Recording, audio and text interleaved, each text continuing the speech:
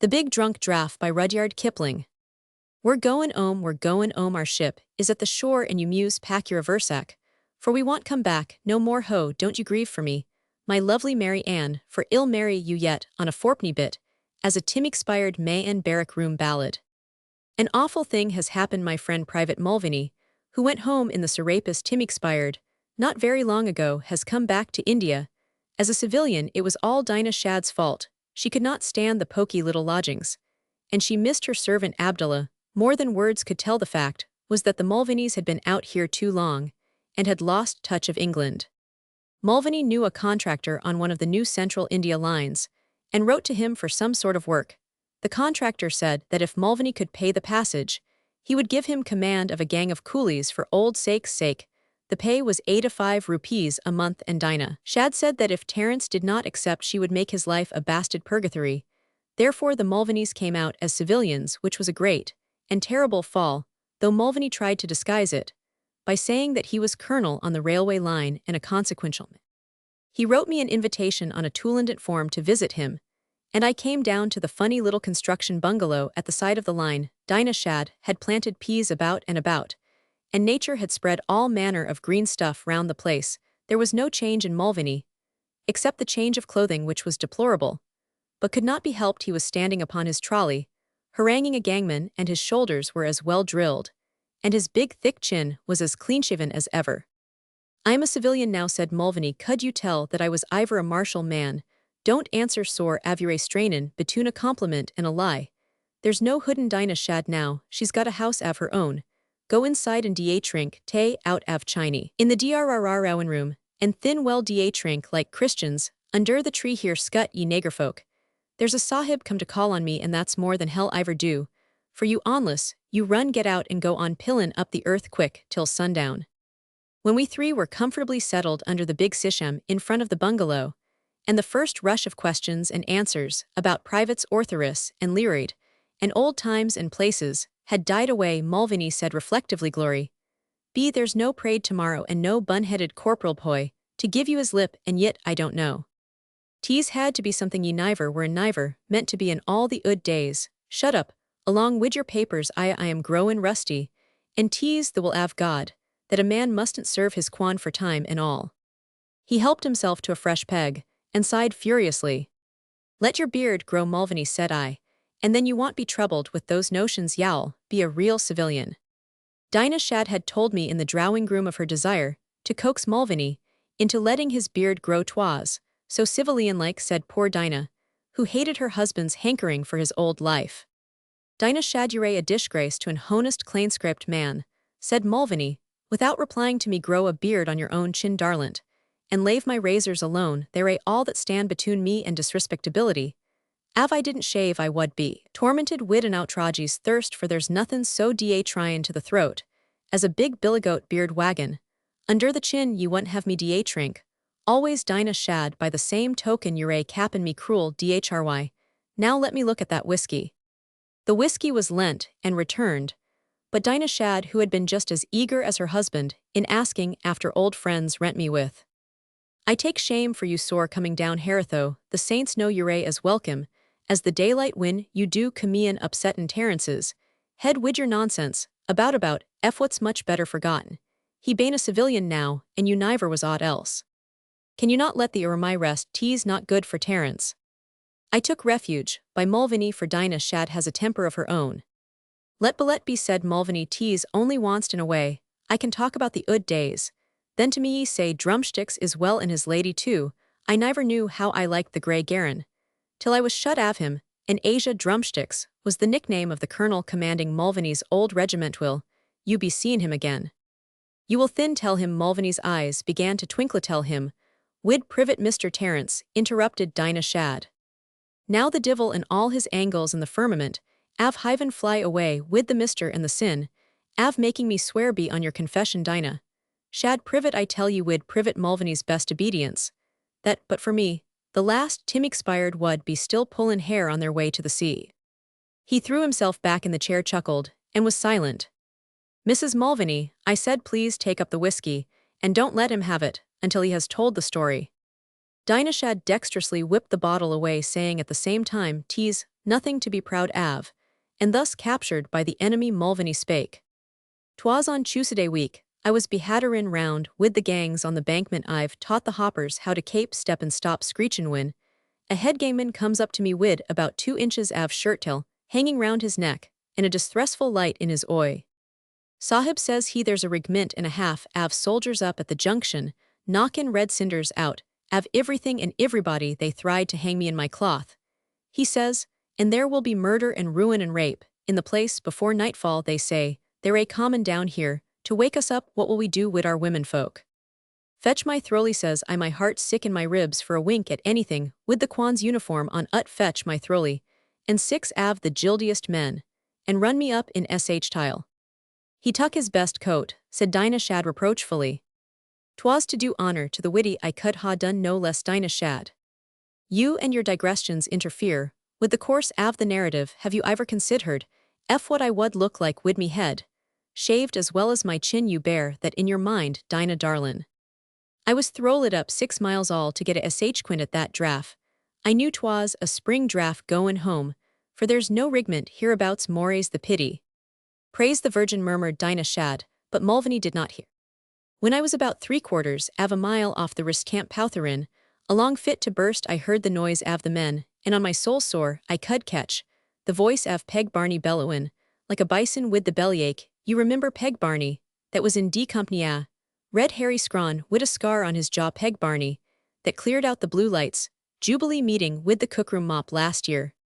Then I knew was a draft of the regiment, and I was consumed wid sorrow for the boy that was in charge. We was had scrappins at any time.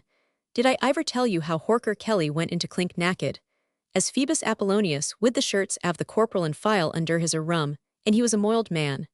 But I am digression. 'Tis a shame both to the rigments and the ermai. Sendin' down little orfser boys wid a draft av strong men, mad wid liquor, and the chanced av gettin' shut av India, and niver a punishment that's fit to be given right down and away from cantonments to the dock. 'Tis this nonsense when I am servin' my time. I am under the articles av war and can be whipped on the peg for thim. But when I've served my time, I am a reserve man, and the articles av war haven't any hood on me, and orfser can't do anythin' to a Tim expired.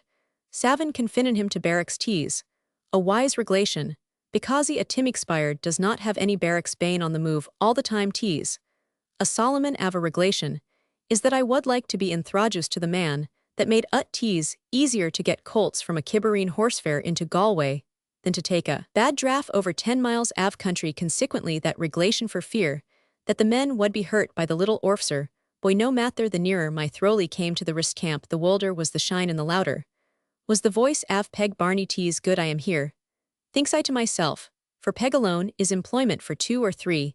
He bane I well knew as copped as a drover. Faith, that Rist Camp was a sight. The tentropes was all skew-nosed, and the pegs looked as trunk as the men 50 av thim scourins and rinsins and divils lavins av the rigment. I tell you, sore, they were drunker than any men you've ever seen in your mortal life. How does a draft get trunk? How does a frog get fat? They suck it in through their shkins. There was Peg Barney sittin' on the ground in his shirtwin, shoe off and wan shoe onwakin a tent peg over the head, wid his boot, and singin' fit to wake the dead. 'Twas no clane song that he sung, though 'twas the divil's mass.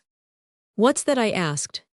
When a bad egg is shut av the army, he sings the divil's mass for a good riddance, and that Monet's swearin' at everything from the commander-in-chief down to the room corporal, such as you niver in your days heard. Some men can swear so as to make green turf crack. Have you ever heard the curse in an orange lodge? The divil's mass is 10 times worse, and Peg Barney was singin' whackin' the tent peg on the head wid his boot. For each man that he cursed, a powerful big voice had Peg Barney, and a hard swearer he was when sober. I stood forninst him, and 'twas not me alone that could tell Peg was trunk as a coot. "Good mornin', Peg," I says when he trow breath after cursin'. "The adjutant general, I've put on my best coat to see you." Peg Barney says, "Roman 1 thin, take it off again." Says Peg Barney, latherin', "Away with the boot, take it off and dance, ye lousy civilian." With that he begins cursin' drumsticks, being so full he clean disremembers the brigade major and the judge advocate general. "Do you not know me?" Peg says, "I though me blood was hot in me wid being called a civilian." And him a decent married man, wailed Dinah Shad. I do not, says Peg, but da trunk or sober, ill tear the hide off your back, wid a shovel when I've stopped singin'. Say you so, Peg Barney, says Roman, one tease clear as mud, you've forgot me ill, assist your autobiography wid. That I stretched Peg Barney boot, and all and went into the camp, an awful sight ut was.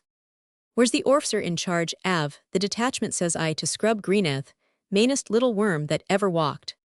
There's no orf'cer, ye ud cook, says Scrub, we're a bloomin' republic. Are you that, says I, thin I am O'Connell the dictator, and by this, you will larn to kape a civil tongue in your ragbox. Wid that I stretched Scrub Green and went to the orf'cer's tent. 'Twas a new little boy, not one id I'ver seen, before he was sittin' in his tent pertendin, not to ave ear av the racket. I saluted, but for the life av me mint to shake hands when I went, and 'twas the sword hangin' on the tent pole, changed my will. Can I help, sore, says I, tease a strong man's job, they've given you, and y'all be wantin' help by sundown. He was a boy wid boils, that child and a rawl gentleman. Sit down, says he. Not before my orf'cer, says I, and I told him what my service was. I've heard av you, says he, you tuck the town, av lungtumpen naked. Faith, thinks I, that's honor and glory for 'twas Lieutenant Brasenose.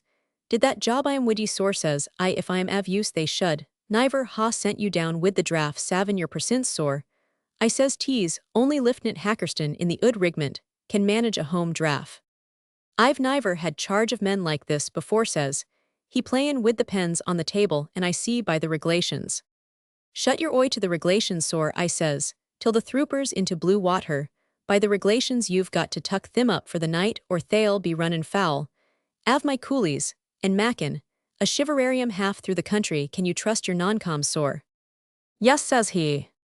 Good, says I, there'll be throuble before the night, are you marchin', sore? To the next station, says he. Better still, says I, there'll be big throuble.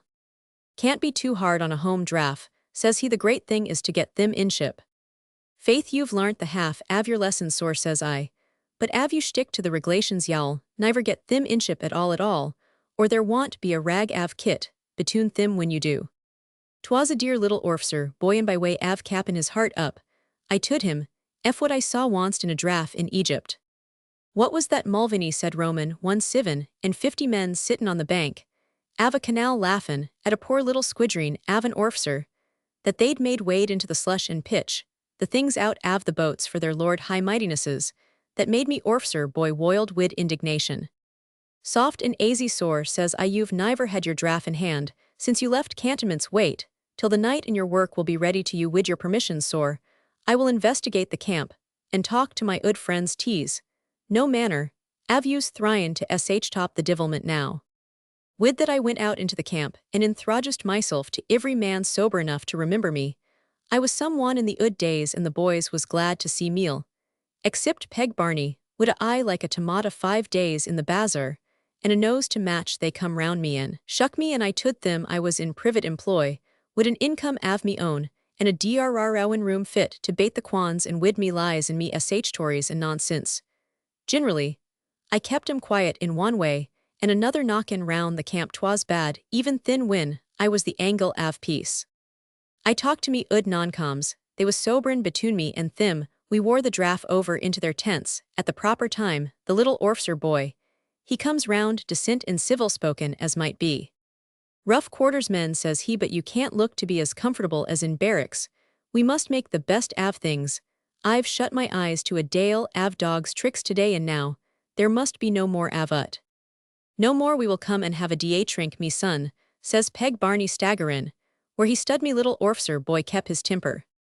You're a sulky swine, you are, says Peg Barney, and at that the men in the tent began to laugh. I told you me orf'cer boy had bowls, he cut Peg Barney as near as might be on the oi that id squished when we first met. Peg went spinnin' across the tent. Peg him out, sore, says I in a whisper. Peg him out, says me orf'cer boy up loud, just as if 'twas battalion parade, and he pickin' his words from the sergeant. The non-coms tuck Peg Barney a howlin' handful. He wasn't in 3 minutes. He was pegged out, chin down tight, runnin', his stomach a tent peg to each arm, and legs swearin' fit to turn a nager white.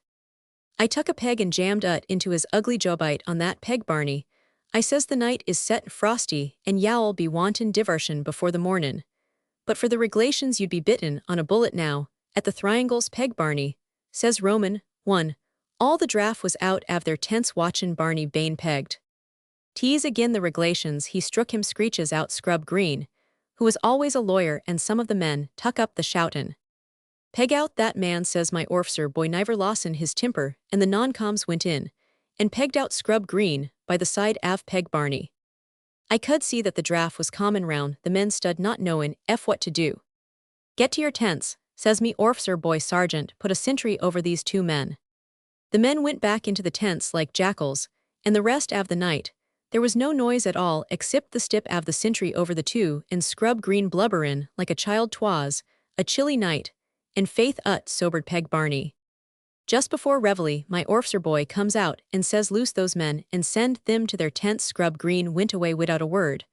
But peg Barney stiff, with the cowled stud like a sheep thryin' to make his orfser understand. He was sorry for playin' the goat. There was no tucker in the DRAF when fell in for the march, and divil, a word about illegality could I hear.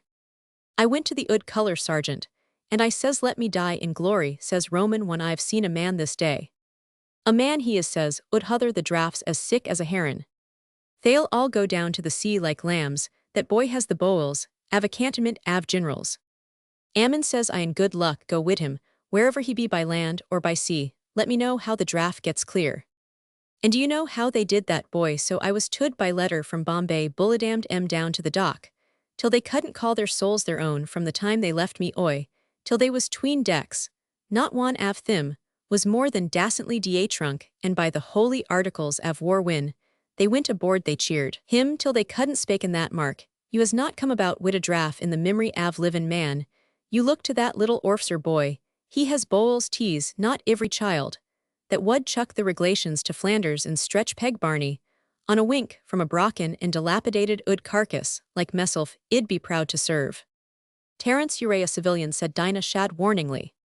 So I am as likely, I would forget but he was a grand boy all the same and I am, only a mudtipper wid a hod on my shoulders, the whiskies in the heel av your hands sore, wid your good lave well trink, to the rigment 3 finger standin' up.